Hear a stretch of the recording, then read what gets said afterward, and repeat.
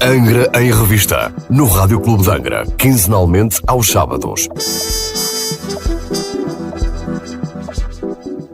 Olá, muito boa tarde, seja bem-vindo a uma nova edição do programa Angra em Revista e comigo está, como sempre, assiduamente, o Presidente da Câmara Municipal. Muito boa tarde. Dr. Almeida, muito boa tarde, obrigado por estar connosco. É sempre um gosto. Presidente, dia 1 de março, Dia Mundial da Proteção Civil, e nada melhor do que este tema e este dia, assinalar este dia para falar de sismos. É um dia que nós temos que assinalar, não apenas para falar de sismos, mas também para falar daquilo que é mais importante, que é a prevenção.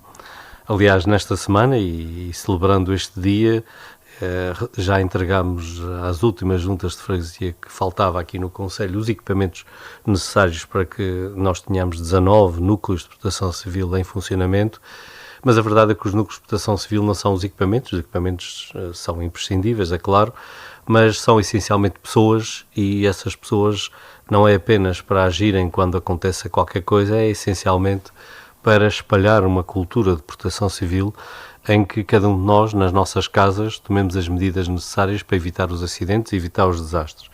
Uma boa parte das consequências das catástrofes podem ser evitadas se cada um de nós, no nosso espaço, nas nossas vidas, tomarmos as medidas necessárias. Nos últimos tempos, aquilo que nos tem mais preocupado aqui no caso da Ilha Terceira são os sismos e a eventualidade de uma erupção vulcânica. E claro que os sismos são, numa terra como a nossa, uma das prioridades de topo, mas também é preciso não esquecer as inundações. Felizmente nos últimos anos temos tido menos, não porque tenha chovido menos, mas também porque se fez um conjunto de investimentos grandes no sentido de resolver esses problemas. E aquilo que se faz na parte pública, no investimento para reduzir o risco de inundação, também se tem que fazer na parte privada.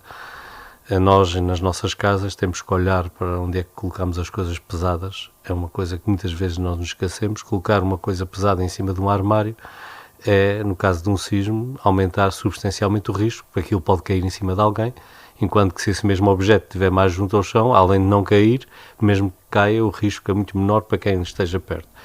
Olhar para as nossas casas no que diz respeito a telhas soltas, enfim, a objetos soltos que possam cair, particularmente por cima de portas e em lugares em que esteja gente. Tudo isto são pequenas ações que podem ter uma enorme vantagem se acontecer alguma coisa. O outro aspecto importante é nós estarmos preparados para seguir as orientações que sejam dadas pelos órgãos de proteção civil, no sentido de minorar, tanto quanto possível, as consequências daquilo que venha a acontecer.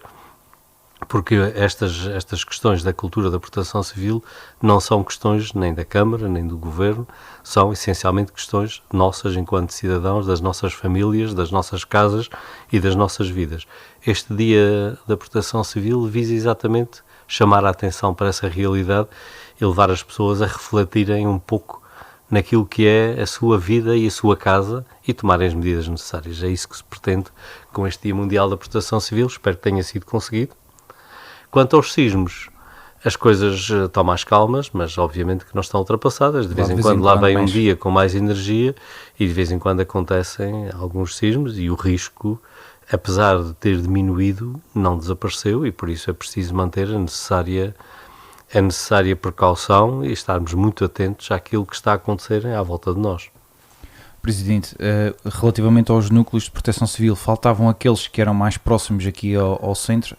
Todas as freguesias... Agora todas as 19 freguesias todas têm. Nós demos prioridade àquelas que estavam aqui na zona oeste por razões óbvias e deixámos para trás aqui a zona citadina porque tem os bombeiros aqui e, portanto, é uma zona privilegiada no que diz respeito a estas questões e porque também, digamos, a necessidade de intervenção é menor. Mas mesmo assim, e porque estes núcleos não são apenas para fazer coisas, são também para espalhar esta cultura de proteção civil, optou-se por equipar todas as juntas de freguesia com o material, portanto todas elas, nas 19 freguesias têm o material, todas elas têm a obrigação agora de criar estes núcleos e particularmente de passar para a população em geral esta cultura de proteção civil.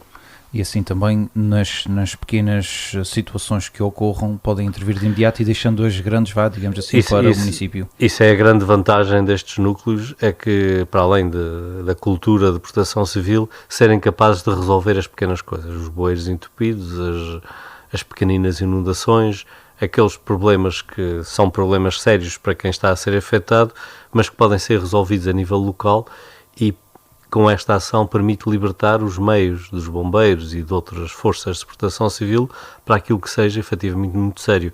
Quando nós temos tido problemas de inundações, que são aqueles que no passado mais nos afetaram nestes últimos anos, normalmente os serviços de proteção civil e os bombeiros são concentrados nas grandes coisas, as pequenas coisas muitas vezes ficam para o dia seguinte ou para 2 dias depois, porque não há disponibilidade para ir de imediato lá. Com estes núcleos podemos em simultâneo resolver, e portanto as pessoas escusam de ficar com espaços inundados ou com pequenas derrocadas ou árvores caídas, enfim, situações que são de menor gravidade a nível global, mas que obviamente que são incomodatíveis e são graves para quem vive nesses lugares.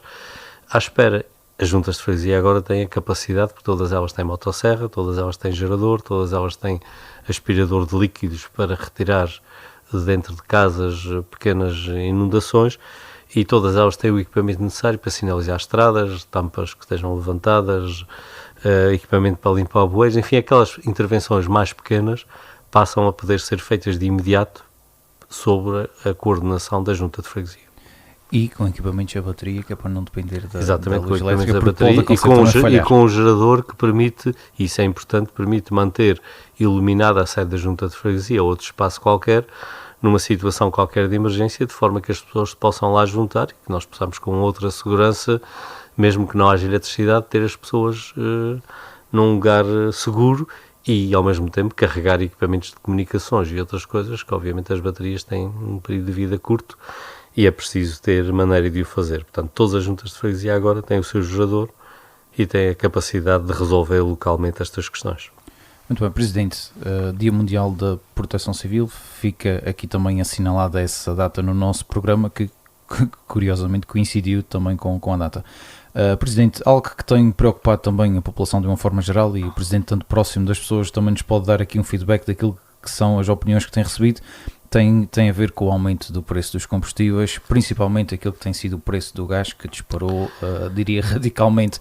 Como é que o Presidente tem absorvido as opiniões que lhe são transmitidas? Esta é uma preocupação, e uma preocupação que vai ganhando uma cada vez maior consistência à medida que os preços vão subindo. E é preciso aqui dividir este problema em dois. O problema do gás, o gás do GPL ou butano, aquele gás que nós usamos em casa, é uma situação complexa e uma situação que em boa parte seria evitável se tivesse continuado a investir e se investisse naquilo que é a transformação das nossas casas em casas sem gás. Hoje é mais económico operar uma bomba de calor do que operar um esquentador, portanto o custo do gás é muito superior ao custo da eletricidade, portanto é muito mais barato aquecer a água pela outra via. E a mesma coisa acontece com os fogões. O preço do equivalente em quilowatt-hora de gás é superior ao equivalente ao preço em quilowatt-hora de eletricidade. O que acontece é que o investimento inicial é superior o grande problema é esse, e o gás é cada vez mais um problema, porque é um problema também social.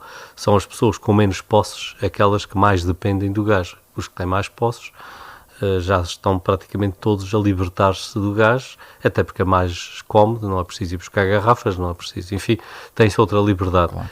E isso leva-nos a falar num assunto que é o funcionamento dos mecanismos, como o Proenergia e outros, que visam apoiar as famílias na mudança energética.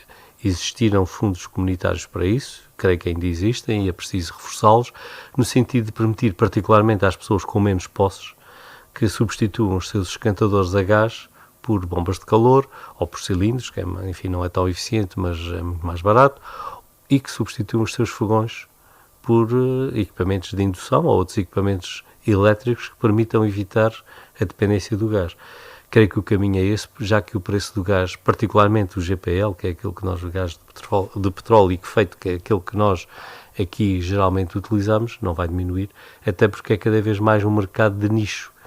Cada vez mais o mercado a nível global passou para o gás natural, para os metanos e os seus derivados, e este tipo de gás é usado em muito poucas regiões, é um mercado muito pequeno e por isso é um mercado muito volátil e muito sujeito a grandes aumentos de preço.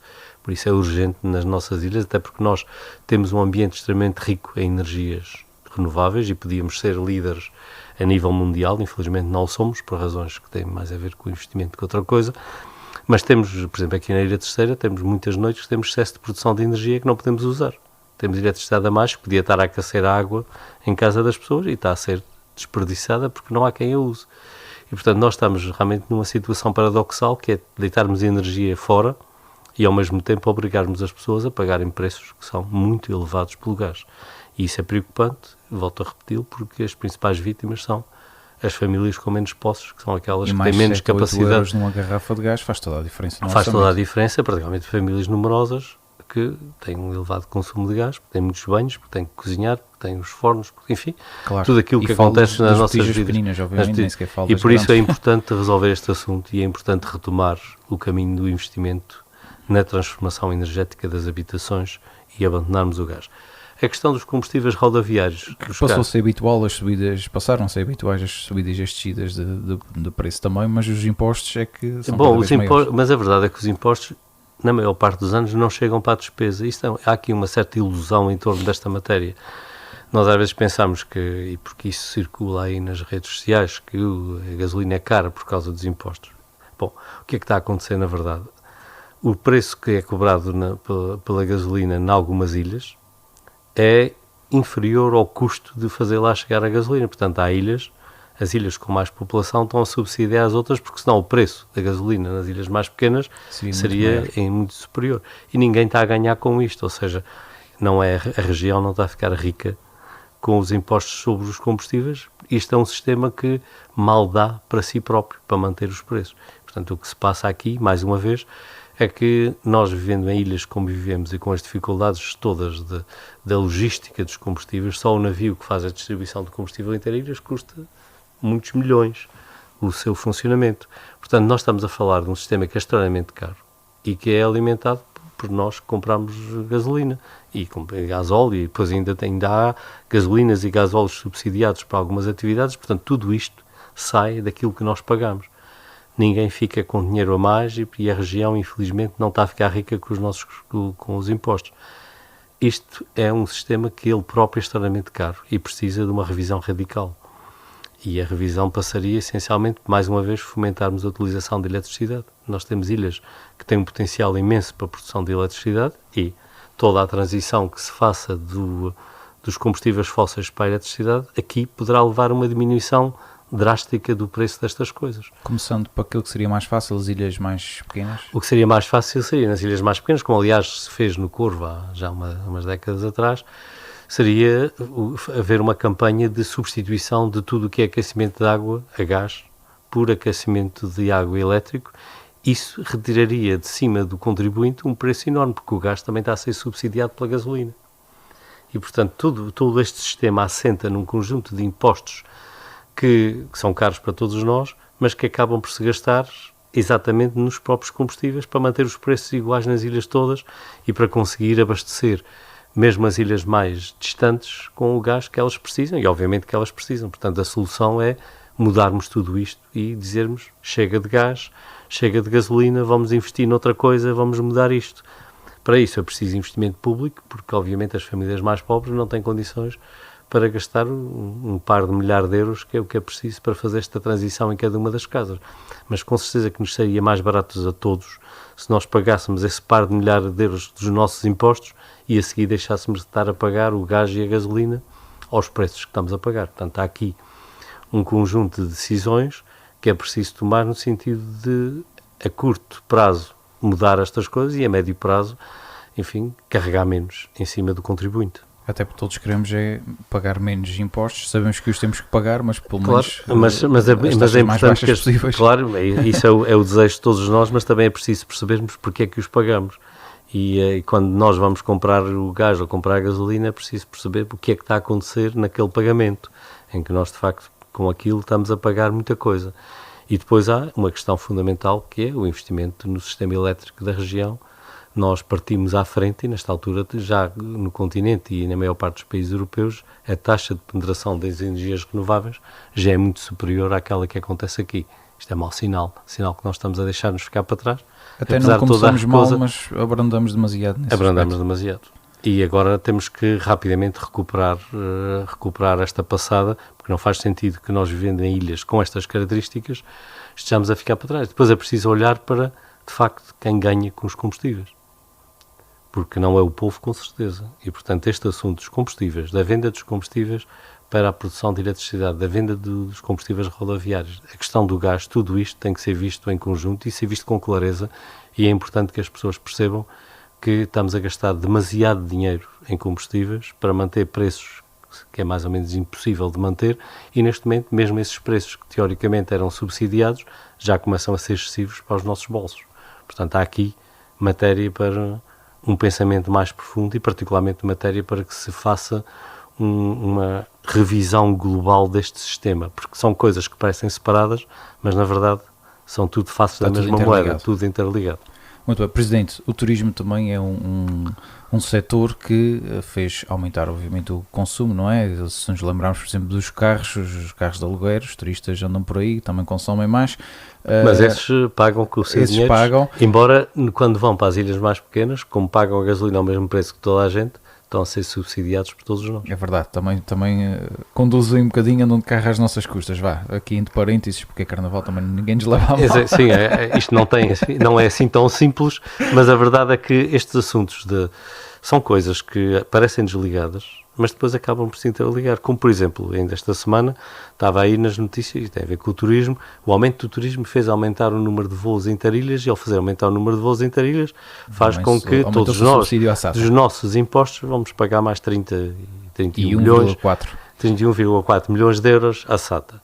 Isto não tem a ver com o aumento do turismo, tem a ver com a ideia de que se concentrarmos todos os voos em Ponta Delgada e a seguir levemos as pessoas de Ponta Delgada para as outras ilhas, e claro que vamos todos pagar uma política errada. Porque, obviamente, se os turistas tivessem vindo diretamente aos seus destinos, era escusado termos feito isto que estamos a fazer. Portanto, estas coisas estão todas interligadas e, às vezes, a falta de pensamento sistemático sobre aquilo que está a acontecer leva-nos a estas questões que depois custam a todos nós, porque, obviamente, isto são dinheiros dos nossos impostos que estão a ser destinados a estas coisas. Portanto, o turismo é excelente, mas o turismo tem que ser uma fonte de rendimento e não uma fonte de despesa. Exatamente. Não faz sentido que nós achemos que o turismo é uma coisa que vamos agora pagar mais porque vamos ter turistas. Não, esperemos a ganhar algum dinheiro com isso, porque é esse o objetivo de qualquer atividade económica. Presidente, eu introduzi aqui o turismo para falar dos cruzeiros temáticos, até porque o Porto Pipas sofreu de uma intervenção para receber esses cruzeiros. Até agora encostou lá um, penso eu. Não, foi mais do que um, mas foi meia dúzia. Isto para dizer o quê? Quer dizer que a partir de 1 de janeiro deste ano é cobrada uma ecotaxa marítima a cada passageiro que desembarque dos respectivos cruzeiros.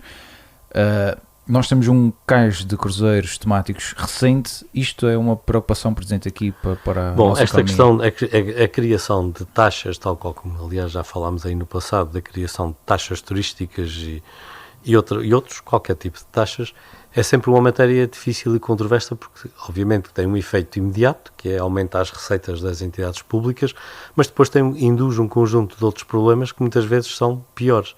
Ou seja, por exemplo, a taxa turística, provavelmente o custo da sua cobrança é capaz de comer uma boa parte da taxa turística que seria cobrada nos alojamentos locais e que, aliás, está a ser cobrado na Ilha de São Miguel em alguns concelhos.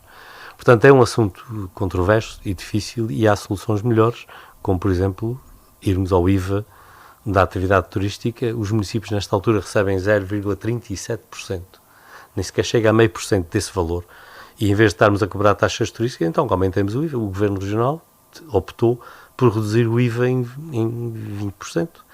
Pois, para o turismo tivesse reduzido em 19% e o assunto estava resolvido e não era preciso andarmos a cobrar taxas e taxinhas.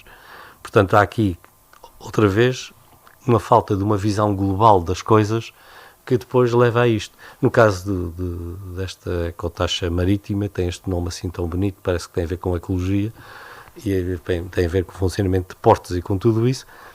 Esta ecotaxa, pronto, acontece em praticamente todo o lado, não há nada de especial nisso, não me parece que seja por causa disso que as pessoas vão deixar de desembarcar nos nossos portos, mas mais uma vez estamos aqui a criar mais uma estrutura, a reinventar mais um custo de contexto, quando era possível, de forma bastante mais eficaz, resolver o assunto do ponto de vista da receita pública. Porque, obviamente, nós, se queremos ter saúde, se queremos ter educação, se queremos ter estradas, temos que o financiar e é preciso ir buscar o dinheiro, mas podemos ir buscá-lo de forma mais sábia do que simplesmente andar a pôr taxas em cima das coisas. Mas pronto, esta é uma opção que o Governo tomou. Não me parece que seja por causa disso que o nosso porto está vazio. Ele está vazio por outras razões, que têm a ver com a sua operacionalidade, têm a ver com o facto de nunca ter, apesar de anunciado, nunca ter sido feito a reestruturação da GAR marítima e, de facto, não se ter promovido e se fazer os possíveis para que ele não funcione. Portanto, o problema é esse, não é. Tem conhecimento de calendário que possa existir nos próximos meses? Já ouvi vários calendários, mas até agora, eu em relação aos calendários, mesmo em relação aos próprios... Por exemplo, a Praia da Vitória sabe que vai ter X cruzeiros durante o ano. Eu não tenho nenhum conhecimento de cruzeiros aqui em Angra. Até agora nada? Não, é capaz de haver, mas eu também não sei tudo. Ok. Sim.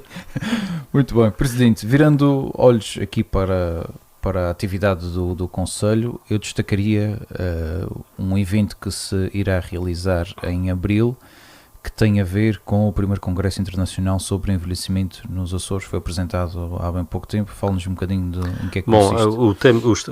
Os temas do envelhecimento e particularmente o tema da discussão das políticas de apoio às pessoas que vão avançando na idade é um tema que entre nós vai ganhando cada vez mais força, porque nós temos uma população que cada vez está mais envelhecida. Quando nós olhamos para as estatísticas, a percentagem de pessoas com mais de 65 anos na nossa população tem vindo a crescer de forma rapidíssima. Em algumas freguesias já começa a ser o grupo, não é o dominante, mas quase o grupo dominante.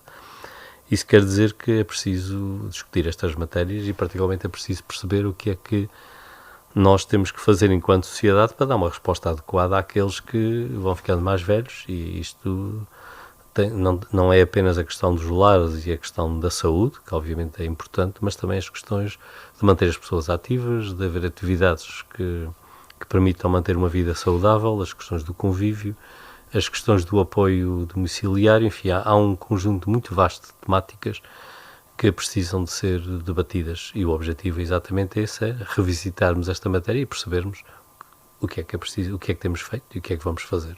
Muito bem. Também aconteceu durante a semana passada a Assembleia Municipal, a primeira sessão deste ano. Destacaria também aqui aquela que foi a revisão ao orçamento e grandes opções do plano. Foi uma revisão que visou aumentar o nosso orçamento em cerca de 6 milhões de euros. Nós passamos a ter um orçamento este ano, já vai a caminho dos 57 milhões, mas este aumento é um aumento que tem a ver essencialmente com as transferências resultantes do PRR e das políticas de habitação. Nós estamos a fazer um enorme investimento financiado pela União Europeia, através do PRR, e estamos a executá-lo mais depressa do que aquilo que nós pensávamos. Nós começámos, eu temia que as coisas não andassem tão bem quanto andaram. O que é uma raridade por aí. Mas o risco é sempre grande e, portanto, mais vale nós começarmos baixinho e irmos subindo do que dizermos que vamos fazer muitas coisas, depois isto desmoronar-se tudo. E, portanto, as coisas avançaram mais depressa e foi preciso introduzir mais dinheiro, que é dinheiro que vem todo ele da União Europeia, portanto, através do PRR. Está só de passagem esse dinheiro. Está só de passagem. Mas a verdade é que nós temos um orçamento no município de 56, quase 57 milhões de euros. Deste orçamento, 25, 26 milhões de euros são PRR, portanto é muito dinheiro. Isto, obviamente, que é dinheiro que nós não temos nenhum poder de decisão, ou seja, ele chega aqui para aquele fim e, portanto, nós recebemos com uma mão, pagamos com a outra, portanto, ele apenas passa por dentro da Câmara, mas a Câmara não pode usá-lo para qualquer outro fim, mas na verdade isto é investimento que fica aqui, é emprego que é gerado e, portanto, é emprego que é dado ao pessoal da construção civil, é o valor que fica investido no Conselho. Na verdade, nós estamos a investir em cada ano no nosso Conselho, somarmos este valor ao outro investimento normal da Câmara, andamos nesta altura a investir cerca de 40 milhões de euros por ano. É muito dinheiro. É a entidade que mais investe na Ilha Terceira e é a entidade que mais investe no Conselho de Angra, obviamente. Portanto, 40 milhões de euros de investimento e ainda por cima pago, na sua vasta maioria, por fundos que são os impostos, são o trabalho de outros, claro, da União Europeia, mas a União Europeia também não fabrica dinheiro, portanto é o resultado dos impostos que as pessoas pagam pela Europa adiante, E com este dinheiro estamos aqui a dar um grande impulso à economia do nosso concelho. Portanto, a Câmara de Angra é neste momento o maior investidor de longe no concelho. Muito bem, Presidente, para caminharmos para o fim do programa, temos que falar de Carnaval, obviamente. É verdade, estamos em pleno Carnaval. E para começar, se calhar, pedir-lhe um balanço daquilo que foi o Carnaval Sénior, obviamente. O Carnaval Sénior correu muito bem, mais uma vez. O Carnaval Sénior tem uma grande vantagem em relação a este Carnaval deste fim de semana, que é a organização. De facto, eu passei por vários salões, temos salões cheios de gente, porque as pessoas sabem que àquela hora está lá aquele grupo e, portanto, a casa enche-se e sente-se aquele calor do Carnaval. E, na verdade, o Carnaval Sénior já tem muita gente que... Foram 11 grupos. E tem muita gente que é menos sénior do que eu.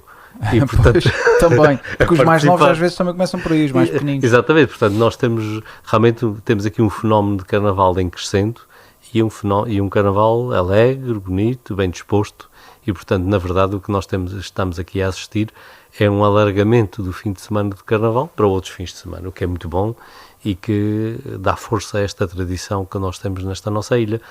Portanto, o Carnaval Sénior acho que é um exemplo, é um caso de sucesso e é um exemplo daquilo que pode ser feito no nosso Carnaval, até porque permite que haja mais grupos a participar. Se nós fizermos as contas às horas todas dos 4 dias ou 5 dias, enfim, depende da maneira como nós contarmos do Carnaval, é materialmente impossível que todos os grupos vão a todos os salões, não há tempo nem espaço. Com isto, conseguimos ter mais grupos, em mais espaço, e portanto conseguimos gerar uma melhor distribuição. O uso daquela aplicação daria, o uso mais assíduo, o uso mais assíduo, esperemos que este ano o uso seja melhor, a aplicação já está disponível, aliás, nós já estamos em pleno Carnaval, nesta altura espero que já toda a gente a tenha. Exato. E portanto a aplicação está disponível, funciona bem e era bom que todos a usássemos, porque isso permite trazer mais cores ao Carnaval. O grande problema que muitos grupos de vez em quando dizem, eu cheguei ao salão, tinha pouquíssima gente, e isto é por causa da Rua de São João ou por causa do não sei o quê, não é porque as pessoas não vão ficar indefinidamente à espera durante 3, 4 horas sem que apareça nada, e claro que as pessoas cansam-se e vão a outros lugares quaisquer. Portanto, há aqui um problema que tem a ver com a previsibilidade. As pessoas não estão disponíveis para ficarem horas infindas à espera de algo que não acontece. Quando acontece os grupos todos seguidos, o salão enche. Quando passam muitas horas, depois o grupo que chega a seguir vai encontrar uma sala muito mais fria, e não é por falta de adesão das pessoas, porque como se vê no Carnaval Sénior, as pessoas enchem os salões, enchem mesmo. Portanto, o que é preciso mesmo é nós melhorarmos esta distribuição. A outra... Mais uma vez, seguir o exemplo dos séniores. Seguir o exemplo dos séniores. Mais velhos, vá, claro, assim. Exatamente. Às vezes a experiência dos mais velhos serve para alguma coisa. A outra questão que também parece interessante é que temos cada vez mais miúdos a participar. Tivemos já no Salão Nobre da Câmara a Escola das 5 Ribeiras com um belíssimo grupo de crianças, e estou a falar de crianças muito pequeninas, do pré-escolar e do primeiro ciclo. Portanto, estamos a falar de crianças muito jovens.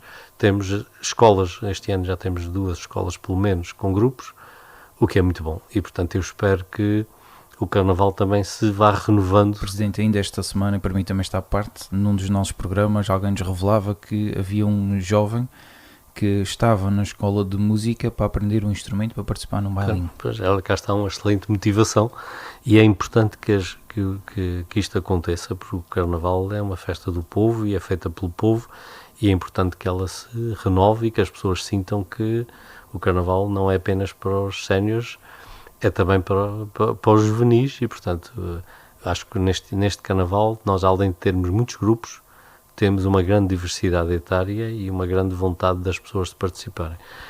Continuamos a ter o problema da estrada. Temos que ser solidários. Temos que ser solidários. Fica aqui o meu apelo à solidariedade com a Serreta e com o Raminho, e por alargamento com as 12 e com os altares, portanto as freguesias vizinhas. Nós resolvemos um pouco contra a nossa vontade, porque nós gostamos de não interferir nestas coisas, e acho que a questão da subsidiação dos grupos que vão aqui e ali não é uma grande coisa, e nós no passado nunca o fizemos. A única subsidiação que nós tínhamos feito não é subsidiação, portanto no caso do Teatro Angrense não se dá subsídio nenhum, a única coisa que se faz é dar o seu ao seu dono, ou seja, a receita dos bilhetes que são vendidos é dividida pelos grupos que lá vão, porque obviamente a Câmara não ia lucrar com o trabalho dos grupos. Portanto, é uma questão de justiça e, portanto, quem vai ao Teatro Angrense está a receber o fruto do seu trabalho e não há nenhum subsídio ali. A única subsidiação que se está a fazer é, neste ano, excepcionalmente, por causa da questão da estrada, estas 4 freguesias, para evitar que aconteça o que aconteceu no ano passado, em que o Carnaval foi triste para aqueles lados, e, portanto, eles também têm direito a ter os grupos, e fica aqui o meu apelo aos grupos, não é por causa do dinheiro, mas sejam solidários, as pessoas também, naquelas freguesias, também gostam de ter o seu Carnaval, e não há culpa deles que a estrada esteja fechada. Muito bem, Presidente. Em Angra também não há Carnaval que não tenha desfile de estudantes e tourada de estudantes. É verdade, e neste ano com um atrativo, e fica aqui o meu convite, irem ali ao Centro Interpretativo, ali acima do Jardim, e está lá uma belíssima exposição sobre a história da tourada de estudantes. Portanto, vale a pena visitar, particularmente para aqueles pequenos da minha idade que vão ver lá os seus tempos quando tinham a idade daqueles que agora fazem a tourada. Portanto, está ali muitas décadas de fotografias, muitos textos, enfim, uma belíssima exposição que percorre várias gerações e, portanto, vale a pena irmos lá e vermos a cara que tínhamos quando tínhamos a idade quando dos participavam estudantes, também nesses tínhamos pertencíamos a esses grupos. E, por outro lado, também, claro que há aqui que louvar os jovens que todos os anos se empenham para manter viva esta tradição, e dá muito trabalho fazer aquelas construções e aquelas coisas todas, dá muito trabalho organizar aquilo, mas é também uma escola de vida e de organização e de participação cívica, e eu desejo a melhor das sortes aos participantes deste ano. Também é bonito ver que eles, a reformulação que foi existindo ao longo das décadas, porque hoje fazem-se coisas parecidas, mas de maneiras diferentes, claro, do que aquilo que se fazia antigamente. Tudo o que sejam. E a minha geração, Presidente, é mais próxima dos tempos e já não tem nada a ver com o que eles fazem agora. Não, o que é preciso é nós também, isso também pode ser dito em relação às danças de Carnaval e tudo o que é Carnaval. As tradições que se querem manter vivas têm que se adaptar aos tempos, ou seja, a essência das coisas mantém-se, mas a forma tem que se adaptar aos tempos, ou seja, quem vê hoje um grupo qualquer de Carnaval a subir a um palco e tem memória do que era há 50 anos, diz isto mudou muito. Quer dizer, mudou na forma, mas a verdade, a essência e o objetivo é o mesmo e isso é o que interessa. Mas canta-se de outra maneira, as mulheres participam, coisa que não participavam, e temos um Carnaval completamente diferente, e necessariamente também teremos que ter uma tourada de estudantes completamente diferente, porque os tempos são outros. O que é importante é que a tradição se mantenha e se mantenha viva, e para isso tem que estar atentos à mudança e aceitá-la. Presidente, tenha um ótimo Carnaval. Igualmente, um bom Carnaval e um bom Carnaval para todos os nossos ouvintes. Aproveitem para ir aos salões. Há mais salões que o Teatro Angrense e, portanto, façam favor de se distribuir por essa ilha fora, porque eles estão aí. Foi um gosto tê-lo novamente no Angra em Revista. Obviamente, para quem nos ouve, também fica aqui, em nome do Rádio Clube de Angra, um bom Carnaval e façam o favor de encherem os salões. Bom fim de semana. Angra em Revista, no Rádio Clube de Angra, quinzenalmente aos sábados.